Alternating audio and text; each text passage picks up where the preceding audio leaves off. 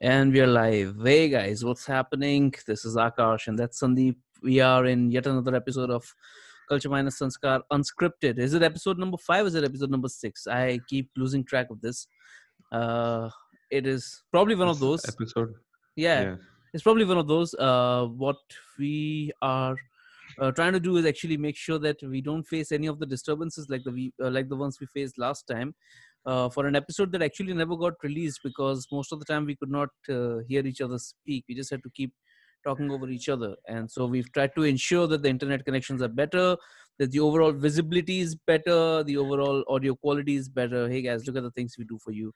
We try so hard. So the least you can do is share it with your friends and And and and and, subscribe. and subscribe and let us know what you think in the comment section. This is once again Culture Minus Sanskar Unscripted. I'm Akash, that's Sandeep. Okay, Sandeep, what's up? I know we have been discussing stuff over on telephone about what we are reading and the kind of stuff that we are sort of watching. There's obviously like some of the pop culture stuff that I'm really consuming, which I need to get out of the way. I am super excited, super fucking excited for Tenet, Christopher Nolan's new movie coming out. And it's probably not going to get released in India, but not at least now. But it's going to be massive. It's going to be massive. That's like the first thing I'm totally into. And apart from that, I've just been spending a lot of time on Instagram, and I saw Hindustani Bhau, Jai Hind Dosto. That guy, he got banned. He got taken away from Instagram. He got taken away eventually from Facebook. I don't think he was ever on Twitter. I mean, I've not really looked it up, but uh, his content, and I don't know if you're aware of it. Are you aware of Hindustani Bhau? So he's I just know the basically, meme. you know the meme, right? Chal nikal laude pehli Yeah, fursat this. mein nikal, right? Huh, yeah, Okay, that guy. yeah. So He that he, the Tikka guy, right? yeah. This some like yeah, Yes. Nikal that's laude. him. So he was there, and he's been saying like all sorts of shit, right? Like, I mean, it's disrespectful at the least. I mean, it's beyond abusive when you look at the content by itself. The funny thing was that he got a lot of subscribers. I mean, like some 2.4 million, I think, on YouTube, and 1.2 million on Instagram. Think about how long you and I have been trying to write shit.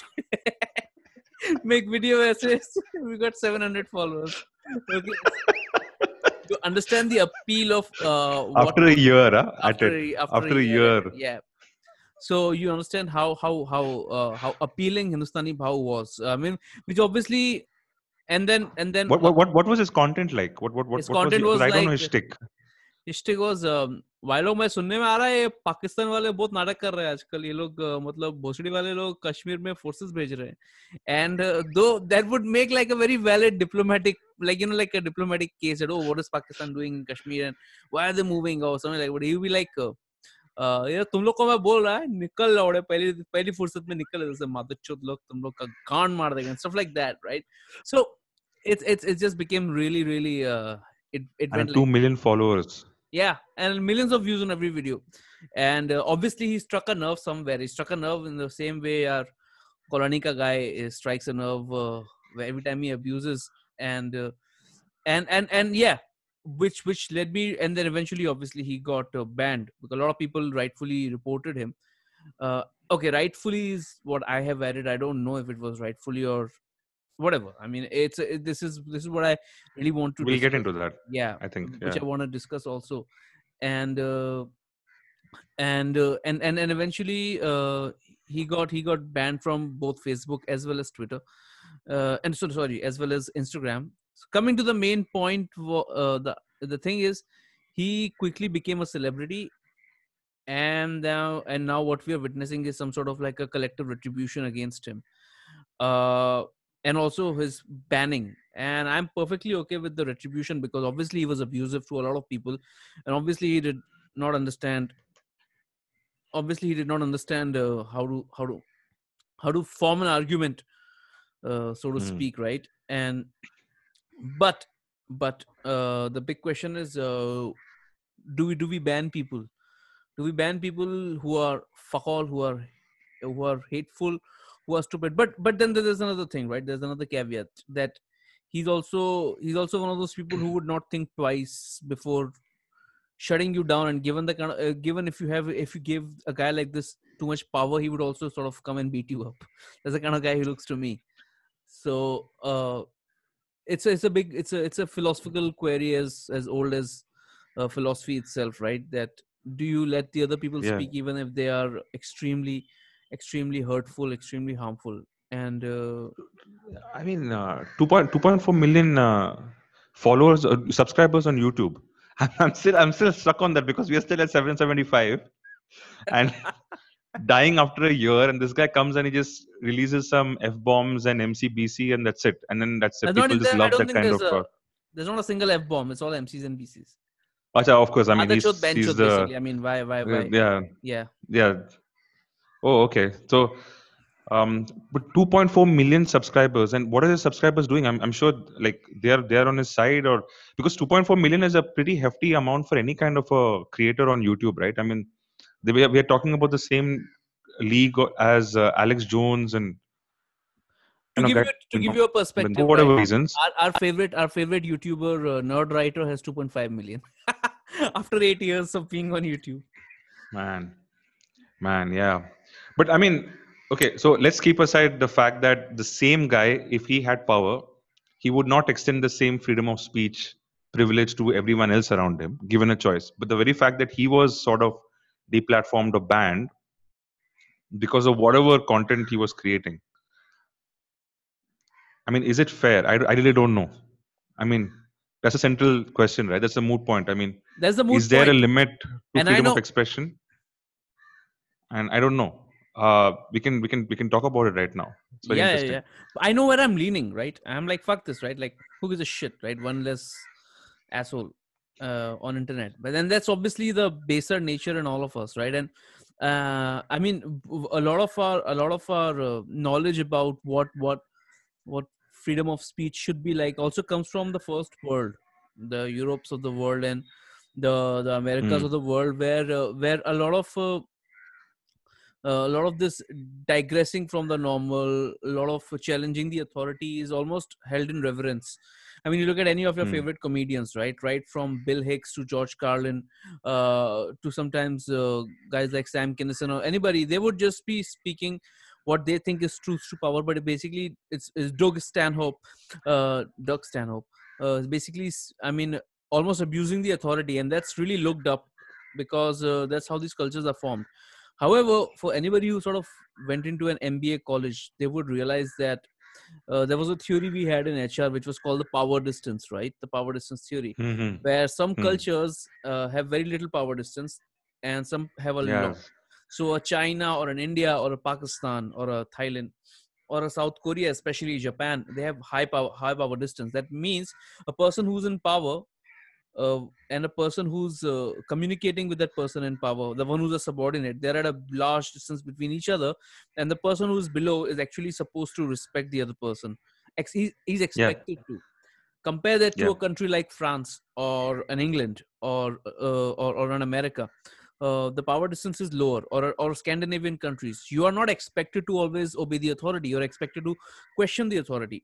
I mean, those cultures behave in a certain way. So when you question the authority more and more and more in those cultures, you are obviously held in reverence. In these cultures, when you question the authority too much, I mean, and this starts at the very school level itself. People don't like you very much, right? No, they don't. And I've slightly lost the thread on why I was saying this, but yeah. But the idea was I just want to build on that point. I mean, in India, for instance, even in offices, right? The whole sir culture, the G culture, this whole thing started in school itself. That basically explains the power distance. It's very hierarchical, right? The separation between the lowest unit in the hierarchy and the highest unit, it's immense. You just can't like surpass it. Whereas if you go to the Western countries, they're almost always on first name basis, no matter what kind of level you're interacting with in the corporate hierarchy. Absolutely. So I mean, it starts at school. It starts at the school level. It's kind of. And we don't like people. So like if you talk back to the professor in school, you're going to be like, You're fucked. basically flogged in public. Yeah, you're going to be made to stand outside. You're going to be made an example of. Even if you had a point, doesn't matter. And for me, Even if you had a point. the interesting bit is that the public will always stand with the authority, almost Yeah, always. So almost when always. you're being flogged in the public will be like, oh, he got what he deserved. You shouldn't have spoken to Yeah, him like that. He hurt the senior person, yeah. which is, and I think that's when I said the power distance. That's how the culture behaves, right? So so Hmm. so that leads me to a point, right? That is freedom of speech like something which should not be inherent to Indians at all, because it's almost annoying at this point how many times people in a very very dumb way say things like, "अरे freedom of speech का मतलब थोड़ी ना तो किसी को भी गाली देगा." I mean, that's exactly what it means. That's exactly what it is, right? I mean, freedom of speech का ये मतलब थोड़ी ना कि तू hateful बात करेगा against a community. I mean, that's exactly what it means. I mean, Yeah. anybody can have freedom of speech as long as like everybody's happy. Like, who gives a fuck about that? I mean, like, while you may lean on the side of maybe he got what he deserved, Hindustani Bhav, I'm actually on the other side because I come from a school where I consider freedom of speech as one of the highest ideals as far as human expression goes, right? And it is absolute for me. It doesn't matter. It really doesn't matter who you piss off. You can't be castigated if you're in a free egalitarian society or you hope to be or consider yourself a member of a free egalitarian society. It's just not possible. And one of the authors I've always admired from a very young age. It's Salman Rushdie. Yeah. And look at what that guy went through. He went through, I think, 50-60% of his life has basically been in hiding right now, even to this day. Faced immense death threats, and he still stood by whatever he believed in. Freedom of speech is something that you cannot tamper with. And there was a point that you made a point where you said that is it even an Indian thing, right? Freedom of speech, is it an Indian ideal in many ways? That Yeah. was your question. Yeah. um, well, actually, it is. I don't know how, for whatever reason, our society became so stratified and hierarchical in a way, and the uh, power distance matrix sort of came in, and there's so much separation now between the subordinate and the state, and at whichever hierarchies you look at. Because in India, there is freedom of speech is actually very central to thought and expression in general. I mean, one only needs to look at Natya Shastra, for example. It's an ancient Hindu doctrine about the arts, and in the introduction chapter itself, I think I've read this in the introduction chapter itself. There is a sort of like an allegory or a story that unfolds talking about freedom of expression, and that just tells you how central it is to the Indian worldview or the Indian way of thinking. So, I mean, in that story, what happens is basically. Um, the arts are held in as one of the highest ideals in human society, and Brahma actually channels one of the artists to come up with a stage play as a form of art and a form of celebration. Okay, now this is kind of big because at that point of time there was no such thing as a stage play. There was no such thing as natya. Okay, so the very fact that you could actually imitate something and come up with stories while not actually being the character but still imbibing all the qualities of the character was something that was huge during those times. Okay, that's how the story unfolds. So what eventually happened was they started mimicking all the stories that they have heard from an oral tradition point of view. They started mimicking on the stage, and they started playing these characters. Eventually, what happened was all the devas, the good guys, basically, that's what people believe generally, but all the devas started portraying the asuras as bad people. Now asuras got really pissed off, basically, and they're like, how can you do this? We can't be like, we can't be bad people in every fucking story. We also have good people. I mean, and they had a point. I mean, the Rakshasas and Asuras, a lot of them were great also in many ways. Ravana himself was a great Rakshasa, right? So they started basically tearing down the stage, started creating havoc during the plays and everything, during the holding of those ceremonies. So the gods went to Brahma and they were like, boss, help us out. And Brahma, what he does is he creates a circle, and it's basically the divine stage. That's what he calls it. And he says that whatever happens on this stage has to be accepted, and it's okay. And what he does is he also grants boons to the asuras. He placates them. He assuages their feelings and sentiments, and he gives them also opportunity to go up on the stage and play whatever roles and depict whoever they want in any light they want, and there should be no repercussions. and he actually installed I don't know, I don't remember the exact description of the stage, but it was a very complex structure, and there were guards at every point of egress or entry or whatever you want to call it. And it was a bastion for freedom of free speech in many ways and free expression. So it's actually core to our way of being, and the way we are actually built, right? The multiplicitous way at looking at things, right? There's not only one way. There are multiple ways and multiple plural forms of interpretation when you come across any form of art, and you're allowed to say what you want. And How old is Natya shoot, Shastra? uh, I don't know. Yeah, it was. I'll have to look it up. Some single digit CE. So that's old. It's pretty fucking old. It's more than 1,000 years old. Yeah. Yeah. It's very very old. So it's very interesting. It's very interesting. So I would actually I would actually argue in favor of Hindustani Bhau. I'm not in favor of What he says. deplatforming per se. Yeah, I'm not in favor of his Nonsense. whatever he talks about. I don't have to be, but the fact that he's allowed to talk about whatever he wants to talk about also allows me to talk about whatever I want to talk about in the future, and I don't want to be deplatformed in the future. Whatever opinions I hold. I want opinions to be respected. Opinions to be need to be respected as well as should ideally the sentiments of his followers. It's just one of those things, yeah. I mean, you can't have everyone. Everyone's not like a super high cultured intellectual, right? I mean, you're gonna have all kinds of people from all walks of society having their own opinions in a country like India. And if Madhachod Benchod is what he wants to say, and I don't know, it seems to sort of resonate with a certain set of the audience on YouTube. Certain is Can't like do anything about it. in a few millions. Yeah. A few million, I mean, that's a fairly high number, right, for a person who talks the things that he talks about. And he's a walking talking meme, and whatever you say, he's some kind of an icon from a cultural point of view. Um it's it's whether it's great for society, it's debatable.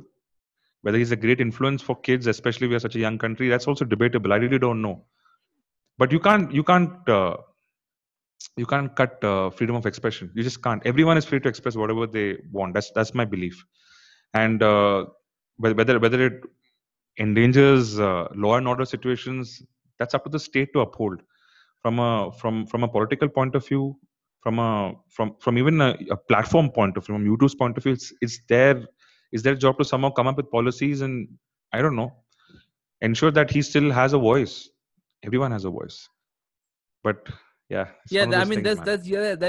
that is an interesting thing that you brought up, right? That, I mean, a lot of people will tell you that it eventually is a YouTube's or a Twitter or a Facebook's prerogative to let or not let somebody use their platform to say things. And from that angle, it's not really a question of freedom of speech. It's actually more of a question of violating community guidelines, right? And Yeah, I that's understand that, like, interesting. yeah, it's more about that, right? And No, but obviously, the thing is, it's not so simple also when it comes to platforms and social media. See, freedom of expression, that the whole example of the Natya Shastra, right? It is something that is public. It's as public as it gets. It's a matter of just constructing something and just doing it, and people just come and congregate and enjoy it, right? Whereas when it comes to YouTube, while while you may argue in favor of freedom of speech, it gets a little murky on YouTube because it's a platform. End of the day, they own the rights. I mean, like, just as a restaurant owns the right to let any patron in or out, right? yeah, Rights of admission are reserved. yeah, That could extend to YouTube as a platform as well. that, and I think Why, that's what why, they why were is it upon exercising. YouTube to, yeah, why is it upon YouTube to be the bastion of freedom of expression? But if it were, they would definitely gain a lot of respect in my books. But that's just not how it is. It's not a perfect world. It's Yeah, it's not a unfortunate. perfect world. Yeah, absolutely. There was another very interesting. There was another very interesting idea that was brought up in one of the blogs that I was reading the other day. It went this way, that just like when you get a call and I call you and I abuse you, right? It's not the job of an Airtel or a Vodafone to sort of ensure that I don't say anything bad. Similarly, it should Hmm. not be the job of a YouTube or a Facebook to regulate things. It should be like, we are publishing platforms and we are tools to publish. Anything that goes goes. However, what happens? These guys start meddling on small things, obviously because they're manipulating search results, and they've got an army of people who take care that things are said, things are not said. People have their point of view. Obviously, the people who are working at Twitter or Facebook or YouTube are some of the most powerful people in the world right now, considering how much they can control what is being said and what is That's not being true. heard. Yeah. Right. So what happens is that these guys no longer assume the nature of simply a publishing tool, but they actually become larger entities. They become more like newspapers or something like that, right? Yeah. Where Yeah. if something goes out, it It's new depends on media. it's new media, so it Yeah. becomes the editor's responsibility. And I think that's Exactly. what they were trying to uphold in the case of Hindustani Bhawan. That's what they've been trying to uphold in the case of everybody else. And Actually, it also brings me to another point, right? This is a very peculiar sort of a problem that obviously comes up in America as something that the left wing does, which is Yeah. That's what like I was coming at. the left leaning snowflakes and all. However, in India, the snowflakes are usually the right wingers, and I've just kept on observing it for so long. It's always the right wing guys' culture which is being hurt. It's always the right wing guys' traditions which are being hurt. Like, you say the smallest of things, हमारा को offend हो गया. तूने उसके लिए ऐसा बोला, तूने उसके लिए वैसा बोला. So, like a whole snowflake narrative gets inverted in India. And I know in Yeah. this particular case, Hindustani Bhav is obviously like anybody with a common sense would be like, fuck this guy, right? Like, take him out of the platform. But in India, that thing just gets inverted. And how much we really like to borrow our narratives from the West, saying ki liberal snowflakes and all. We don't have liberal snowflakes. We have liberals who actually take a bullet in this country, and we have the right wingers who actually take offense. Yeah. Uh, Interesting. They are the real snowflakes. Yeah, the narrative turns on its head here in India. Absolutely, It really does. Yeah. And that's something I've been thinking about for so long.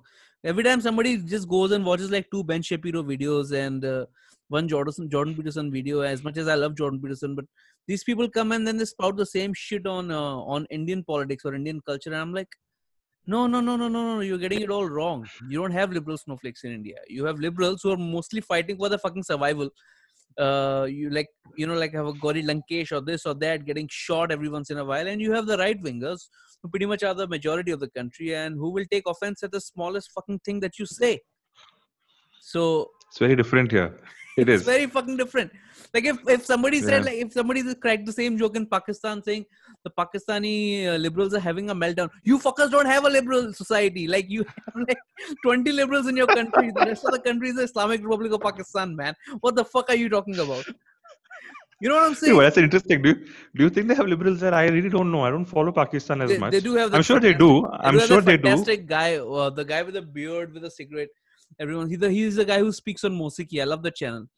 The Mosiki guy. You know what I'm talking about? Yeah. And they have got like Barzan Bayu or something like that segment is called. Right? Something like that. Yeah. It's very nicely done. It's very nicely done. Yeah, it's very nicely. Yeah. But how many subscribers does he have? 2,000? They have some 8,000 or something, and that probably 8,000, not bad. And I'm pretty sure like 5,000 of them are from Dubai. So Pakistan does not have a liberal class. So if like some fucking idiot of a right wing guy went and said, you know what, I'm gonna give them like a liberal, like I'm gonna melt these liberals, or I'm gonna like take these snowflakes and like fuck them up. Like, you're the power here, bro. You're like the right wing fucker over here, and that's the same thing with India. We don't get it. We just don't get it. It doesn't matter which government is in power. We are essentially a country where liberal ideas try to thrive. They don't always thrive. They don't have the upper hand. Yeah. Right? And that's very interesting to me. Of late, there have been signs of that happening, actually. And that's over the last couple of years, especially. My sense is 20 people on Twitter is not the signs of a liberal culture. Nothing on Twitter is a sign of anything in India. So you have like a million odd people on Twitter who care about shit in India, but like a billion out there. Literally, a billion out there who don't give a shit. No one gives a shit. But the thing is, what is interesting? So if you that so if YouTube had certain community guidelines that sort of agreed with both sides of the spectrum, right? You have the leftist and you have the right wing guys in the Western context, I'm saying. And you had certain things like, there are a lot of community guidelines, like, uh, for instance, porn sites have no pedophilia kind of a guideline. It's very strongly enforced, and it is Apparently, encouraged. Maybe some, but most of them are probably on the dark web, is what I'm wondering, because the mainstream guys, they're the patrons are actually encouraged to report. So I'm just saying, I mean, there are certain things that more everyone would come, there's a common ground, right? There are certain things that everyone would come and agree on. But the problem is, in the Western context, YouTube especially, most of the community guidelines will be ideologically motivated, because a lot of people in many ways at the top believe in XYZ kind of an ideology. They might be leaning towards SJW kind of a narrative. So they might the same kind of diatribe, that they don't uh, condone, something like a Hindustani Bhau in the West. The similar diatribe, do they extend the same kind of anti-privileged for the SJW kind of people who spew the same kind of shit, but in a different kind of a narrative? I'm not so sure. no, they don't. And that's No. where it gets a little murky. Right? And the same thing when it comes to India. And in India, man, Hindustani Bhau is like the worst. Okay, even from a Western context, if they come from here, they're like Hindustani Bhau, religious, whatever, dogmatic, fundamentalist. Screw him. The guidelines work against Hindustani Bhau. Whereas maybe in India, even the liberals will have a line, Hindustani Bhau's expense. I'm not sure if it is that offensive to everybody in India. I'm just saying. So from that point of view, is YouTube doing the right thing? Are the guidelines really up to the mark? Do they present a free and fair kind of a picture? I'm not so sure. And that's the challenge with any platform, right? Any platform, any publishing, everyone's been motivated. Yeah, I mean, even news channels, who's rooting for in India, who's rooting for BJP, who's rooting for the Congress. You know it. It's plain. I don't even have to name it, right? Yeah. But it's unfortunate that no one can truly be centrist and like non-motivated, non-partisan. Do you That's a think? real challenge, Do I you think, in today's world. do you think being centrist is a cowardly position? Cowardly, Pareto. I don't know, actually. See, the thing is, the problem is my personal experience has been, whenever I try to talk about centrism and me trying to straddle that path, I'm accused of being something akin to an agnostic when the question of God is posed before me, right? That means you're agnostic. That means what? What is it like? You don't believe in anything. Like, what do you believe in? You don't even know what you believe in. It's it's the the challenge with centrism probably right now is that there is very less literature on it. There's very less Hmm. literature. Much of modern literature is almost always a backlash or a reaction to something.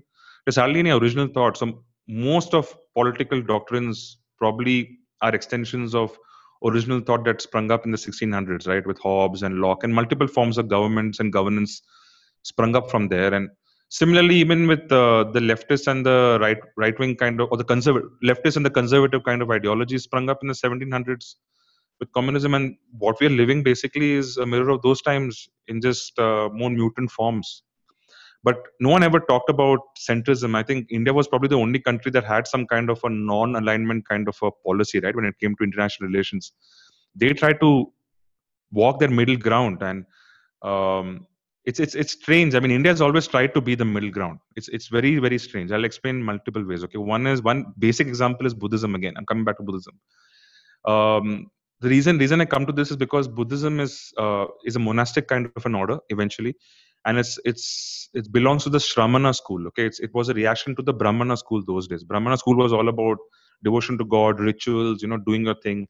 Shramana school was more about avoiding society, avoiding defilements, avoiding connections, attachments.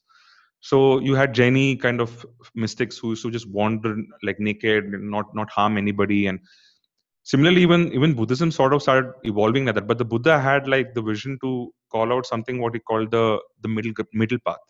The fact that someone could practice Buddhism while going through normal walks in society, going through all the ashrams prevalent during his time. So the middle path has always been a very Indian way of thinking. The same thing sort of trickled down even into geopolitics and the way we handled economics. We had the mixed economic policies, if you remember our civics textbooks. We had a non-alignment kind of a policy when it came to international relations during the Cold War, one of the most volatile situations, high tension situations where nothing happened eventually, thankfully, but a lot of things were happening in the background, and India was emerging as a young nation, but with very good relations with the USSR, the Soviet Union, and a pretty decent relationship even with the US, considering the situation, right, in which the country found itself, the young country found itself. So I think India probably should have led the way when it came to centrist kind of philosophy and thought. But for whatever reason, we obviously sort of adopted the Western way of looking at everything, boxing, labeling, everything, because it starts with the education system, right? I think it's the Macaulay education system that we follow still largely, and hence there is no literature on it. There's no common. There's no name one piece of literature you would call centrist in India, at least. Forget the world, in India. I would not be able to. There's Yeah. nothing. There's nothing because there's no such thing. There's no such dogma. There's no dogma like centrism. There's a dogma like leaning. There's a dogma like right leaning. Also because it's not sexy enough in many ways. It's not sexy. It's not sexy at all. Like, because basically you're good bedfellows with everybody. Then what are you? And it's our way of thinking in the modern world has evolved. Like, if you can't box a certain person, that person makes no sense to you. You're lost in your interactions with that person. Similarly, that extends to everything in life, and that's a challenge. Actually, I don't know. There's no such thing as centrist literature. I can't think of it. There are some centrist intellectuals, but even then, they don't really talk about centrism. They just, in different kind of articles or different kind of stories or different kind of creative assets that they employ, It just they shines talk about through. different things. But yeah, but in that particular segment, only one particular ideology sort of shines through. So you can say, oh, he's basically nowhere. Like a Joe Rogan is probably like, he's in bed with everybody. He's pretty cool. He's pretty chill that way. But does he actually advocate a thought like that? Maybe through example, but not a lot of people will pick up on that because there's no literature. So it's a little sad. It's a little Yeah, sad, and especially yeah. since I believe it's an Indian way of being. It really is. That's the whole point, right? We assimilate so many things. That's a reason, because we don't really believe that anything is really right in itself, in its absolute sense. And probably there's anything, always something common uniting the two. And we spoke about this in the first, or was it the third podcast episode, right? Where the leftists and the right wing guys in India can come to a common ground through street plays and stuff at the grassroots level. There's no such thing in India.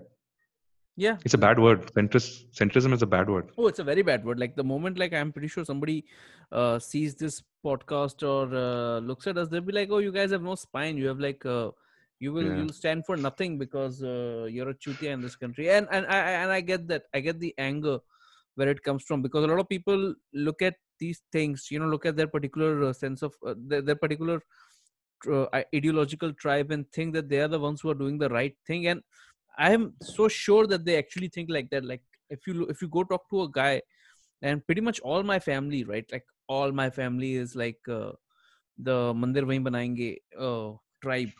I'm a Chaturvedi from Uttar Pradesh. I mean, that's essentially what I am. So my cousins who are like 17, 18, 19 years old, living in Agra, and they're all like, "Tum to sale Hindu nahi ho." And I'm like, what do you mean by that? Like, I don't get what you mean by that, right? Like, what should I do, right? And it's very interesting. And maybe I'm not. I don't like. Not. It's not something I sort of. It doesn't give me sleepless nights, but but but they obviously think that I am some sort of like as a very dear friend of mine calls me, a commie, and I'm anything but a commie. I'm like, and obviously, like, the left guys, they're like, I mean, you think you're libertarian, but you're sort of right leaning. A gentleman I respect a bit told me that you're sort of going towards the right wing. I'm like, no, I'm not really. I'm not. I'm not even scared. If I was right wing, I wouldn't give two fucks about it. But they all It's think, almost like, if you're not me, you're the other. That's it. Simple. absolutely, and it's very scary because they are convinced that they're always doing the right thing. And one of the things that pretty much every philosopher, author that I love the most, like all the guys that I really really love, they've all warned against the idea of certainty, right? Like, I know for certain that this is true. I mean, you look up, you take Nassim Taleb. He talks about something called anti-library, which essentially means how much I don't know versus how much I know. You look at a Christopher Hitchens, his biggest problem with religion is the fact that religion claims to know everything, right? Like, and there is no scope for doubt, and then there's no scope for wonder. You look at like I don't know, you look at anybody else, you look at Jordan Peterson, he would always talk about going into the unknown and trying to figure out what chaos holds up. My favorite author of all time, Jorge Luis Borges, he always talks about like the virtue of ignorance, about not knowing a lot many things, and then not knowing too many things, and eventually just forgetting a lot of things, and then sort of just working with very little that you have. Basically, like, that anti-knowledge sort of thing, like at least having that understanding that you don't know, and you will mostly never know, you'll never know all the answers ever, right? And that seems to be very, very different from the way things function in real life, because people don't like to be told that they don't know. Nobody wants to be like in that space where like, I'm Nobody not wants sure, to know. man. And Yeah, I don't know, but it's difficult because in the Indian context in school, if you ever are caught saying I don't know, you're screwed, right? you're fucked like proper. You're fucked. You're Try gone. You don't saying know that at anything. your work. Try saying that at workplace. Oh yeah. I mean, it's challenging, yeah. Like to admit, especially to an agency who just comes up with a new proposal, new technology. It's difficult to just admit that not. I don't know about Please this. explain Yeah. it to me. It's very difficult for people to. I don't know about this. In many ways, it's actually a Socratic ethic. The fact that you don't know anything, because the his form of inquiry, right? His philosophical approach, the form of that bipartisan dialogue, when you just keep asking questions, man, you just like rip that person apart, what he's talking about, and then you rip it apart, and eventually just don't come to a conclusion, because in its very essence, it's hollow. There really is nothing. It's empty. And weirdly enough, that is also a parallel. That's also parallel to Buddhist thought. The fact that ultimately any kind of a belief is nothing. It's empty. You go deeper and deeper and deeper, and you keep asking questions. You will find that the what you think are individual constituents, right, to that pillar of thought is not there. It's an illusion. And that's what Socrates did so well in every Platonic dialogue, and something he eventually died for also. Oh, really? And yeah, he just died for it. He was in fact, I think he was the first Christian figure in many ways, right? He was the first one to be crucified for what he believed in. And Borges and all these guys, basically all these intellectuals, they come from that Western lineage of thought. Ultimately, you don't know, and discovery is joyful. Even discovery of non-knowledge is liberating, Joyful. actually. Yeah. Yeah, it's Which is extremely liberating. which also has like a very fantastic thought baked into it, which is there's one way of looking at it that you don't know, but if you look at it from the other way, it's also a man is incapable of knowing everything, right? And that was a brilliant argument which was given by Christopher Hitchens when he was defending a Holocaust denier in Canada for his ideas on freedom of speech, right? So Hitchens very famously said that hate speech is also under freedom of speech. And there's a fantastic video on this. I'll probably link you guys onto it, where he says that of all the people in this room who are sitting, if I was to, and I'm going to paraphrase it very badly because I don't have the wit and the sense of Christopher Hitchens, but he says, if I were to pick somebody up, would you point to someone and say this person is capable of understanding everything that should go out and should not go out? Like, would you trust anybody in this room or anybody in this country rather to decide, to be that shield, to be that filter as to what can be read and what cannot be read? And right, and the moment you understand that, you realize that there is no true guardian. There is no one person who's capable of understanding everything and who's capable of saying that this can and this cannot be read. And trust me, he was defending a Holocaust denier. I think the name was Stephen Irving. I keep forgetting the name of the guy. But that's the person He was defending a guy who basically denied that 6.5 million Jews were basically slaughtered during the Nazi. Absolutely. During the Second World War, basically, right? Yeah. Let me look up the guy. It's a very interesting. That's insane, dude. Dude, that is pretty insane. Holocaust denier, right? Let's look this guy up. You know what else is insane? How meta this is right now, the screen. Holocaust This is denier author. David Irving. That's the author. Yeah. Can you see this? David Irving. Acha. Yeah, yeah. Can you see this guy? Oh, okay. Yeah. He So wrote an entire book. yeah, he's written I think Oh, multiple books, and he was jailed. Obviously, look at this. Holocaust denier was jailed. And Christopher Hitchens came out in his defense, and Christopher Hitchens was like one of those great anti-Hitler. I mean, Hitchens actually has a story about finding a Nazi sign in Beirut, getting out of his car and defacing the Nazi sign by himself and getting into a brawl with the neo-Nazi party uh, over there, and actually getting hurt in Beirut. in Beirut, in In a Beirut. country, yeah, like a white guy in somewhere in Middle East gets into a brawl with the local political party because he wants to deface the Nazi symbol over there. That's how ballsy the guy was when it came to being an anti-fascist. However, that's how ballsy the guy is also when he's actually trying to defend uh, freedom of speech, because he's like, I mean, I'm sure I hate the guy or whatever it is, but Hmm. there's no way you will not on my watch. You're not gonna put a That's guy. That's insane. That's insane. insane. To actually fight for the freedom of expression for someone who stands for everything you hate in a Absolutely, way. absolutely everything you hate. Completely antithetical. And you Yes, just, no, it's okay. Let him speak, or let he has his place. he has a space. That's, well, yeah. I mean, That's it's just one of and the very few intellectuals. One of the very few intellectuals like that, right? very Who very few. consider freedom of expression absolute. Actually, most artists, most writers, at least, most uh, intellectuals and artists of the world, right, the creative world, probably believe in freedom of expression being absolute. I mean, I look agree. at look at Chuck Palahniuk and what he went through with Fight Club, what Fuck. he's gone through with most of his career, and there was that insane story. I think it was called Choke. It was a it was it was something else, but apparently he struggled to get to pass that with his editors and his publishers.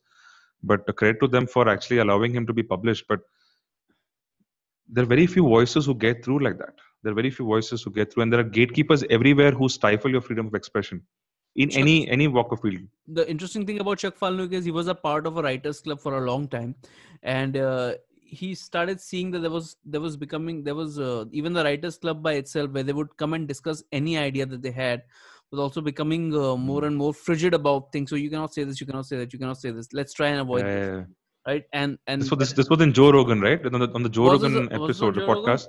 Yeah. He talked about how slowly over time the same group that he was attending for almost 10 years or something like that, and they started talking about you can't use these words, or you can't write about this concept. And I think he also had a very interesting anecdote about that movie which starred Reese Witherspoon, the original book. What was it called? Oh crap, I forgot the name of the book. Where she just takes a long hike to get over some trauma, and she just walks through that Pacific Trail. Forgot the name of that book, but anyway, it's a there was a very interesting anecdote in it where as a child, she narrates in the book, as a child, this is dark. So as a child, her grandfather basically molested her in a way. And I don't know if I should recount the entire story. For those who are interested, they can look it up on Joe Rogan, on the Joe Rogan podcast with Chuck Palahniuk. But it's an insane story where essentially she strangles a dove, believing it to be the penis of her grandfather or something like that. It's insane. It's very dark, but ultimately that never got published. Apparently, that section of the novel, according to Palahniuk, was probably the best in that entire book, but it never saw the light of day. Why? Because they were like, it's not mainstream enough, and we are probably angling for a Hollywood movie out of this, and you can't write that shit down. That has to go. There are gatekeepers everywhere who stifle expression in many ways, and that's actually very sad. And in Hindustani Bahu's case, it's probably YouTube, right? It's this world is not this world is evolving, is getting more and more complex, but at the same time we are losing out on these kind of very fundamental freedoms and privileges without knowing it. And whatever little we have, I think we should cherish and enjoy right now. That's my honest belief, Yeah, honest to God belief. yeah, absolutely. It's crazy. I mean, Salman Rushdie's lifetime itself is like But we will never have another Salman Rushdie. We will never have a guy who has the balls to go through what he did right now. I don't think so. Whoever the next guy is I really don't probably think so. gonna end up apologizing on Twitter. I'm sorry, Yeah. I heard the sentiment. I heard the sentiments of so many. Like, of course, I heard the sentiments of many. That's the whole point of this. Yeah. Like, I enjoyed doing it. What the fuck are you talking about? Yeah. Yeah. They don't really believe in what they stand for, right? And it takes guts, man. Like if your life is in danger, it really takes guts. But I don't think there will ever be another Salman Rushdie, because you know what? Because of these gatekeepers who have brought in these kind of guidelines, these community guidelines in whatever walk of life, at least in an artist's journey, they're going to self-censor themselves. Yeah. Tomorrow there's a Hindustani Bhau, another Hindustani Bhau, who wants to talk like MCBC kind of a language, but he will temper it down. He will not target the kind of people Hindustani Bhau probably targeted. But he'll still make some entertaining shit. But he will still self-censor. He will not give out his true opinions, and that's kind of sad eventually, because that removes the Yeah, flavor from society. I It really agree. I does. agree with that. Imagine how many It really artists we does. would lose actually if they did not digress from the norm. If they were not vulgar, I would actually. I mean, I like vulgarity in that sense. You know, like a lot of cool people are vulgar by nature. Like, I mean, what are you gonna do? Like, Yeah, Merlin Manson is vulgar. yeah. Transgressive people are the ones who basically push boundaries. Yeah, in any any any given point of time. Marilyn Manson is a weirdo, man. He's a freak. He's a freak. High And I was just order. thinking, He's a freak. yeah. And there are I and don't even know then there what are to say. I mean, I just don't there know. are What do you say to this kind of guy? yeah. But he has his followers, man. I mean, Slipknot, right? Another crazy band. Like things they do on stage, the imagery they paint with their words, the imagery that they bring, the persona that they bring to the stage itself, like all kinds of shit. And it's crazy. The song Iowa is very chilling. But man, it's amazing. It's beautiful to watch. That one of the reasons I love metal is because there's so many spectrums of the human emotion, what human beings are capable of as far as the human condition is concerned. You have like bright, sparkling stuff, really stuff that really inspires you in metal. At the same time, you have this dark, gruesome end of the human psyche that people explore with their music. It's crazy. But then, where would society be without these kind of artists? I don't know. I really Yeah. don't know. And it's become vanilla nowadays. Yeah. A lot of shit is vanilla. Yeah, Uh, it's boring as f, man. I said that for the sake of the meme. I use the F word. Don't worry. But like, there's only one Anurag Kashyap in Bollywood. Maybe there's there's a a Bijoy Nambiar who's also some kind of a protege of sorts. But there's Q, the guy who made Gandu. Q is there, but he never went mainstream and probably doesn't want to also. But the thing is, he never goes mainstream because no one will allow. Can you imagine a nationwide theatrical release for Q's movies, any of his movies? Like, can you imagine? We have a censorship board, yeah. You think they'll allow all this? Dude, the censorship They'll, board they'll have a fit. it's so fucking dumb. It's really dumb. I know whatever, man. Now that I've said it, so I might as well. Like like I know this lady. I'm not gonna name her. She was an associate of my father's, and she got a chance to be. She basically, her husband used to work, I think, in the censor board, and I think through the transfer of power or something like that happened. I'm not sure exactly what happened, but she got a chance to be on the censor board. And this lady has never made anything in her life. Okay, she doesn't have any understanding of how to make anything. Like drawing भी नहीं बनाया life में, और मतलब अब वो किसी का मूवी सेंसर कर रही है, तो औकात देख एक तो ठीक है. And I think a lot of censorship guys are in that zone. They have never made Some interesting. kind of a stooge, huh? All Yeah, stooges absolutely. somehow. They're all stooges. If there's one branch of government that I hate the most, is probably always has been censorship. I never understood the idea that somebody's self-financed a movie. They've put in their life and soul into it in the pre-internet days. Think about like an Anurag Kashyap or somebody like that. You've learned the whole craft yourself. You've learned the whole art. You've worked as an assistant at multiple movie sets. You've picked up how things are done. Now you're gonna finance something. You're gonna write. That's like a big problem. Any writer knows how difficult it is to write a good script. Then you've got the actors in. You've taught yourself how to do the like the cinematography, and you know how to you like number of skill sets that come together to create something even In all average. likelihood, he also produced it himself, right? He also mostly produced it himself. I don't know who did it, but somebody did it, right? I think it was some channel, but I forget it. I mean, at the end of the day, Yeah. you come up with a movie which is the luck of your, which is not luck, which is actually something which is out of your labor. And then some fucking asshole says ki isme na he's kissing her for like more than 5 seconds. I'm gonna take that part out. Like you're gonna hate that person, man. There's no other. There's no other. There was some nudity suddenly. Oh my God, Yeah. that's Oh my god. yeah. While you have an adult rating, any self-respecting theater or even the single screens those days, you never used to allow kids at least to an adult movie.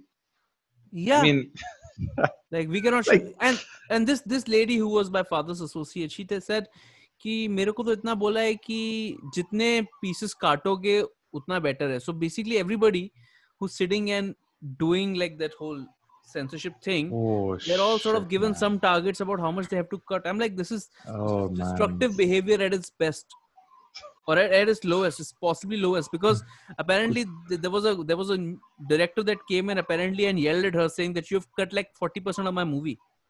And I'm like, and she said it as if like, like, oh, like how dare he say that? I'm like, of course he said it. Oh, you fuck, you idiot, you have not made shit in your life. Okay. And you're pissed at somebody, and you're pissed at somebody who's pissed at you for actually cutting 40% of something you never had the talent or the determination to make. Of course people are going to be pissed, and they're rightfully pissed.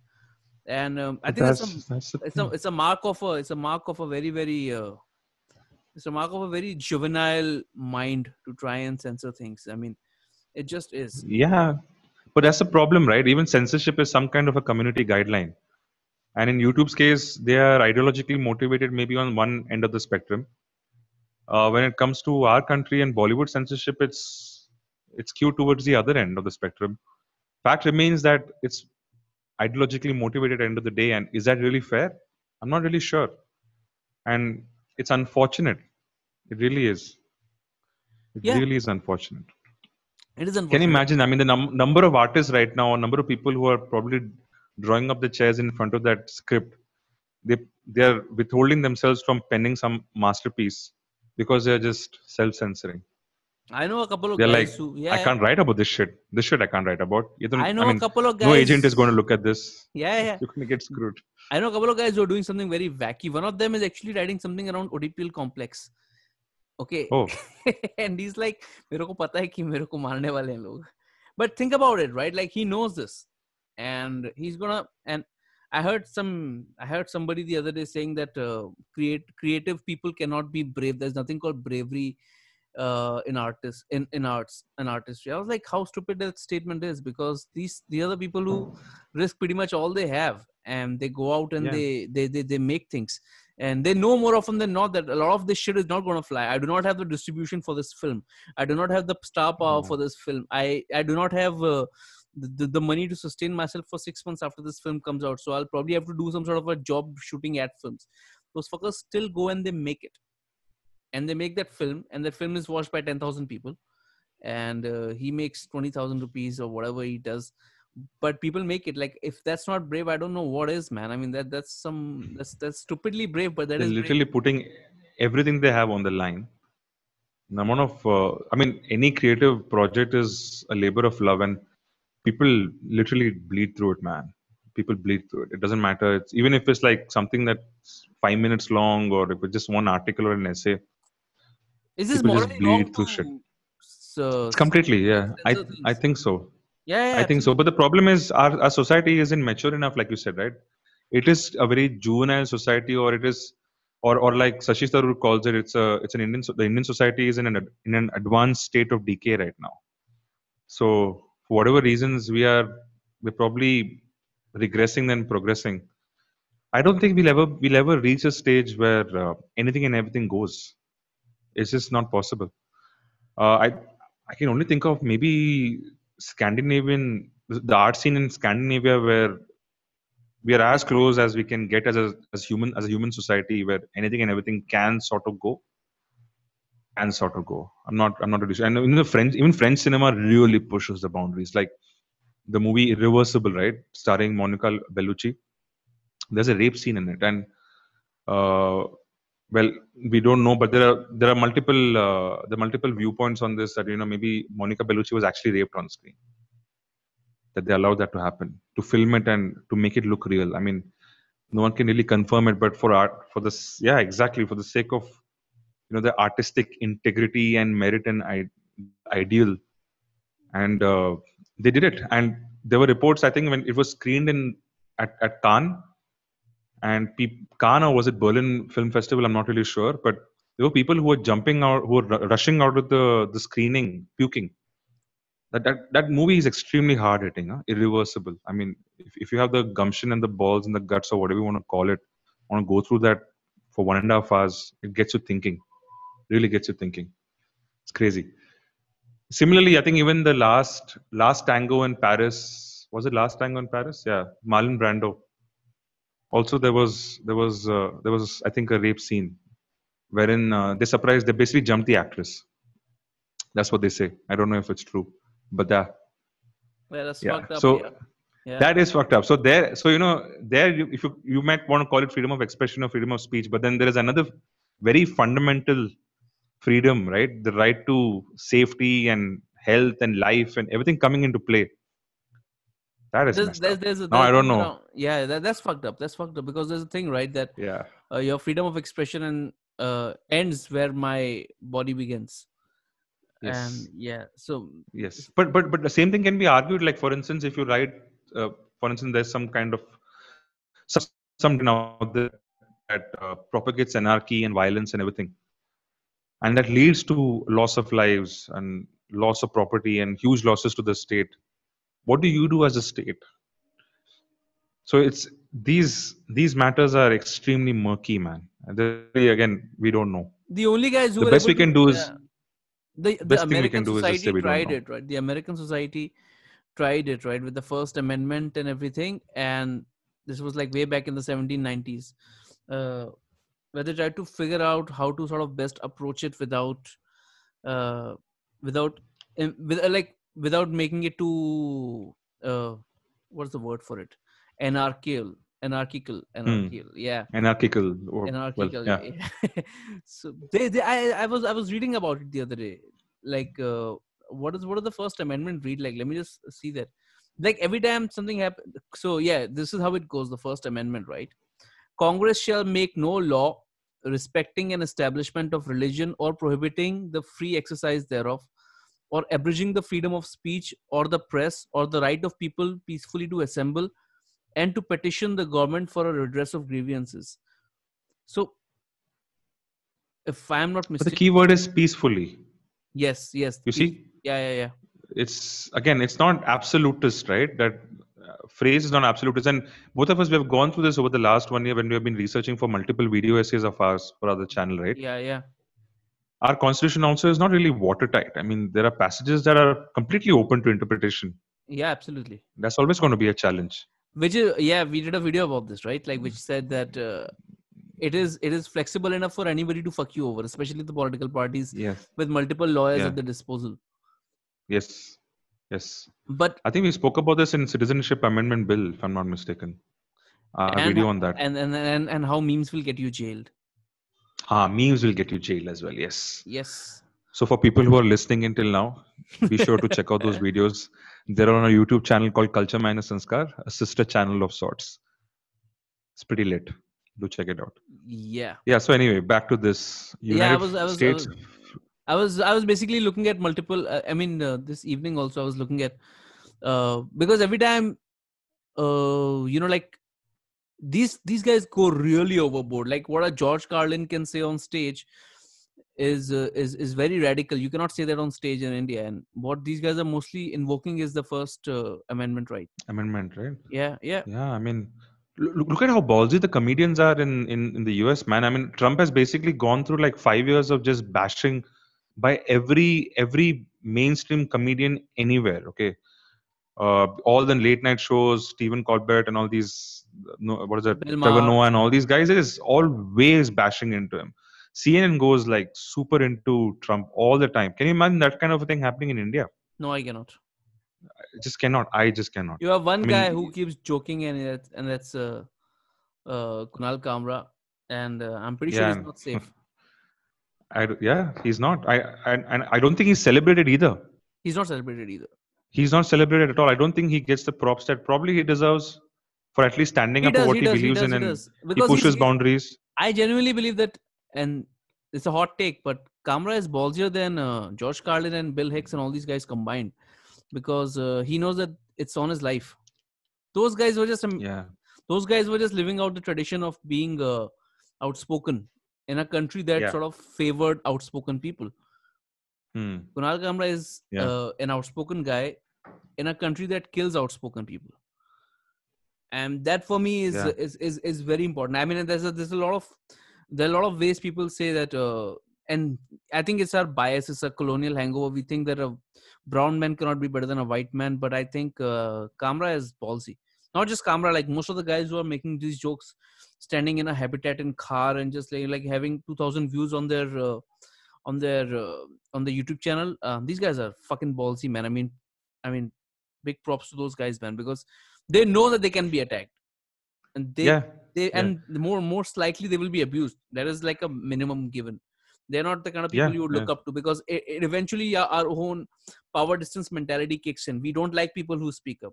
As a yeah, people, we don't like people who speak not just truth to power, who sort of pull their tongue out and show mischief, right? Who sort of yeah, poke fun at the power. We don't like those people. As a country, we don't like them, because it threatens our internal structure. Like, if he's yeah, doing it to them, he might do it to his father, he might do it to his mother or whatever, right?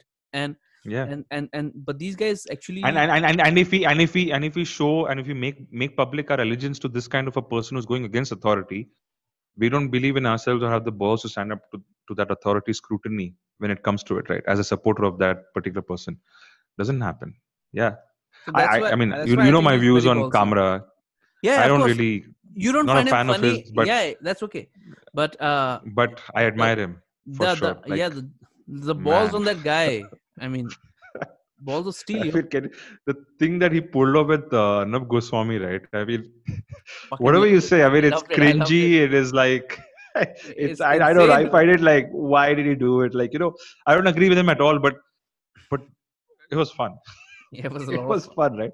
See, it brings color. It brings color into our lives for whatever reason. Whether you like him, whether you agree with him, you don't agree with him, but it's fun. It's fun to like. It was funny, but yeah, I mean, very few cameras out there. Very few cameras, and state of comedy in general actually is always a mirror or a reflection of how progressive a society is. Always, like the US is where it is for whatever reason because it has always celebrated humor and satire for whatever reasons against whoever, and that's also sort of like a checks. It has its place in the checks and balances, right? It does.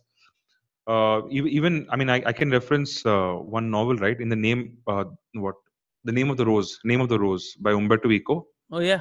in which I don't go into spoilers, but ultimately the basic question is about how a Christian monastery hides away a lost treatise of Aristotle on humor, on comedy and Whoa. poetry. Yeah, because what they believe is laughter is something that goes against God's will. That is the central belief. It's very interesting for people who have not read the book. You can also check out. It's a movie starring Sean Connery, no less. Name of the Rose, Umberto Eco. That's what propelled him to stardom. And he also happens to be a big fan of Jorge Luis Borges. And Yeah, there is a Umberto character Eco. who's also Umberto Yeah. Eco, and he's also named a character in that novel after Borges. It's very interesting. Jorge. But yeah, Jorge Borges. What do you want to call it? I don't know how to pronounce it, but yeah. But Borges. Yeah. fundamentally, uh, Orthodox Christianity actually looked at humor as something that was destabilizing. And in any society, you'll find that's a case. So while Kamra may not have the same kind of followership as any XYZ comedian out there, that guy's got balls on him, man. And you can look at the state of comedy in India, right? I mean, what is the larger movement all about? It's nothing. It's just new age comedy specials. But then, what do they really talk about? Very few comedians are actually pushing boundaries. They're just reliving chutkules and snippets and anecdotes from their life, and it's funny.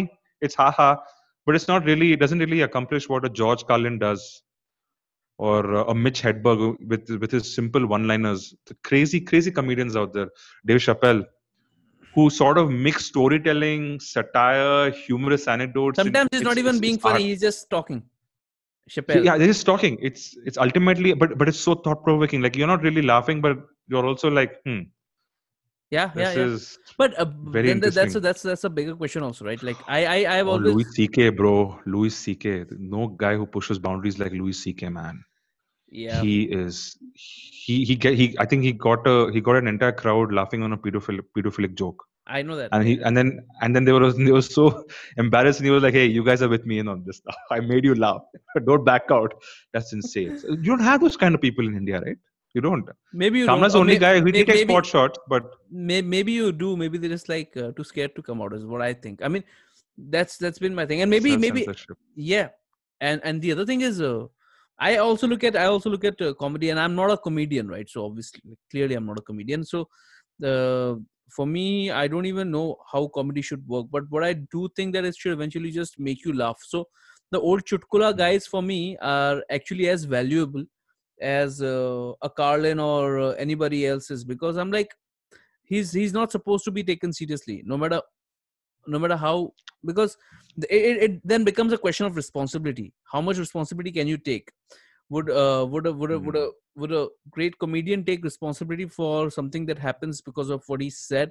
He won't. He'll be like, I'm just a comedian, man. That's what Jon Stewart did, I think, through a lot of his career also. Really funny guy, always thought provoking, but a lot of times saying that, hey, listen, I'm just a comedian. And that makes sense. I mean, okay, you are given that right, but then you should not uh you should not be expected always to be taken seriously. I mean, that's my thing. You should not sort of expect that reverence because you sort of spoke the truth, because no, you did not. You were telling jokes. That's how we looked at you. And so a person who can make me laugh on another set of jokes which are completely different from your ideology is as valuable to me. So for me, a Raju Srivastav or a Johnny Lever or a KK Naikar, they sort of become as funny to me as like a George Carlin does, because I don't care about how intelligent your humor is. I care about how funny it is to me, and that's just me as an audience, as a lay guy, right? That's how I have Yeah, come to, and I'm not expecting Johnny Lever to deliver social commentary. I yeah, expect him yeah, to tell me yeah. a joke. Tell me a joke, right? Or Raju Srivastava, I want Make him me to tell me, laugh. yeah, make me laugh. And That's I actually mean, interesting. yeah. That's actually because interesting. because the thing with the thing with the comedians in the West has been like, they would like to say everything they want, and but the moment you sort of give them responsibility, they're like, hey man, I'm just a comedian. Okay, you're a comedian, then that's all you are. Yeah, And which I think is important. but then all the more reason you got to admire Kamra then. Kunal Kamra, he sort of at least takes the responsibility or whatever. I mean, whatever commentary he engages in, the narrative he engages in, he takes it he's up, man. He bears that load, that burden he's in gone many beyond. ways. Yeah, he's gone beyond that. Yeah. He's gone beyond now, yeah. But it would be nice. I mean, it would be nice if we had more social commentarians, Commentators. commentators, social we should we should commentators we should who are actually try also and funny. we should actually try and get I'm a sure there are. comedian on the podcast sometime. Yeah, we can do that. Actually, we should locate some of these. But, there may be a lot of these guys at the ground level who probably engage in vernacular comedy we don't know about. Just they don't have Netflix specials and stuff or Amazon originals, but they may be doing what we're talking about. I don't know. I really don't know. But that culture is probably dying out, right, at that level. Until and unless you make it to a screen, any kind of a screen now, unless you go viral, the culture is probably dying. Those kind of road shows and everything, especially with COVID now, Yeah. freedom of speech is in like a very Yeah. precarious position right now. Road shows used to be very interesting. One of the big political opponents of Congress in the 80s was actually killed in a roadshow. Safdar Hashmi. Acha. We Oh actually yeah, had, yeah, we had a yeah. writer who so my shout out to my friend Akshat, who actually wrote a piece on Safdar Hashmi, how he kept on writing and directing plays and satire, sometimes satire on the ruling governments, and eventually he was murdered in the broad daylight uh, by apparently was it apparently, I'm not sure, like was it like the Congress guys who went and killed him? This was 88 or 89, so I'm assuming it was them. But that says so much, Yeah. because we think that, a lot of people think that bigotry is something that happened in 2014. No, it did not really. No, it's And, always been there. yeah, in India it's always been there. Like, we don't have a Yeah. liberal government. We've never had a liberal government. You go to a fucking communist state, those fuckers will also kill you if you say anything against them. They don't like you, they'll kill you, Absolutely, man. right? Yeah, I mean, yeah. there's a very interesting thing I started reading this morning. I just finally picked up a great book, actually not a great book, I don't know, I haven't read it, but by a great author, Ramchandra Guha's Gandhi Before India. And there's Okay. obviously India After Gandhi, which is 1947 and post that. Gandhi Before India is 1869 to 1915, basically from the time he was born to the time he came to India from South Africa. Okay. So, and he's writing Gandhi's biographies in two parts. One is the South Africa years, the other is India years. But he starts off the book with saying that there are two factions in this country which are actually absolutely against Gandhi. The first one is obviously the Sangh Parivar, which we all know Sangh Parivar is against Gandhi. You mean present day factions? Yes. And second is the people from the Maoist and the hardcore communist side who have defaced Gandhi's statues across the eastern front of India throughout. I didn't know this. Yeah, I did not know this either. I thought it's like like the commies are with Gandhi or something. So like cool. Apparently, that's not the. Yeah. Imagine being hated by everyone. That's yeah. So he says that he was taking a course on Gandhi in Berkeley, I guess, and he said there are two factions: the Sangh Parivar and the Maoist communists, who have both basically desecrated a lot of Gandhi's statues and stuff across the country. That means he's just genuinely hated by a bunch of people. So yeah, I mean, my sense is India has never really been that tolerant. No, I mean, it's been tolerant, but like we don't have a history of like a liberalism, so to speak, post-independence. All political parties, whenever they got a chance, became right-wing. Whenever they get a chance, they become left-wing. Whenever they get a chance, they continue to do so. They continue to do so. Okay, I mean, they don't really have too much. It's embarrassing, dude. It's very embarrassing. I went to Dubai for 3 years. I in 2015 came back 2017. The same guy who was on screen, I was like, why is he talking in favor of BJP? And my mom was like, oh, you don't know, he's shifted parties. I was like, oh, okay. I was like, wasn't he like against? Like, it's embarrassing, man. How do you go on national TV and just suddenly talk about somebody like as if they're gods, and the same gods you were calling devils like maybe like 4-5 months ago on the same fucking channel. The mad, same kind of debate. It's mad. It's just chameleons, man. They don't stand for anything. I mean, nothing. Yeah. Those kind of ideals are dead. So in many ways, I mean, even the Maoists and all, you can at least sort of admire the fact that they believe in whatever they believe in. They stand by it and they're ready to die on that particular cross of theirs, man. It's crazy. They kill and they die. But it's interesting. I did not know this. It's insane. Gandhi was. Yeah. His statues were defaced by Maoists across. I thought they would have some sympathy for him because balls. He's a non-violent character. How would they like him? I mean, and then Maoist dude, like Mao. I mean, that's a Mao, dude. That's it. God, enough said. Yeah. Stalinist, like imagine, it's like saying Stalinist is like into peaceful protest. No, of course he's not. He's into thuggery and that sort of stuff. Moderate Stalinist. They don't exist. Moderate Maoist. No. Yeah, of course not. So it's very interesting. It's just very interesting that how much can Gandhi be hated, and obviously the Maoists obviously hate him. The Sangh Parivar hates him. The third group right now is the woke liberals. They obviously think that he's a problematic figure. They don't hate him. Yeah, of course. Why do the woke people hate Gandhi? I mean, I also don't admire Gandhi as much as I like Gandhi a bit. I mean, it's not a popularity contest, but yeah. Far so good. But my main issue was the fact that what he did to the whole idea of representing India as being this peace-toting, peaceful people. But yeah, go on. I mean, that's the only thing I have against Gandhi. He's an awesome guy otherwise. Super awesome guy. So you think he should have on Twitter? Not on Twitter. Instagram probably. Be rocking that charka, bro. Yeah, dude. But he was so the thing is, I mean obviously, like if you go to any of these uh like I hate to bring it up, but yeah, if you go to any of these woke pages on Instagram, they dislike Ramchandra Guha. First of all, they think he's some sort of a fascist historian, fascist apologist historian. Yeah, absolutely. That I remember seeing a post. What was it? I think it was Humans of Patriarchy or Feminism in India. One of those pages. So He's weird. like, yeah, like don't read Ramchandra Guha. I was like, what the fuck are you talking about? Okay, like yeah, kuch bhi. And obviously, like Gandhi is disliked because obviously Ambedkar disliked Gandhi, and obviously Ambedkar is like right now the untouchable figure in Indian woke uh, sphere, so to speak, because uh, obviously against like being against Brahminical patriarchy as the woke liberals are. So Gandhi is absolutely a problem. Arundhati Roy actually did an introductory essay on annihilation of caste, uh, where she uh, where she just give me a second. I'm recording.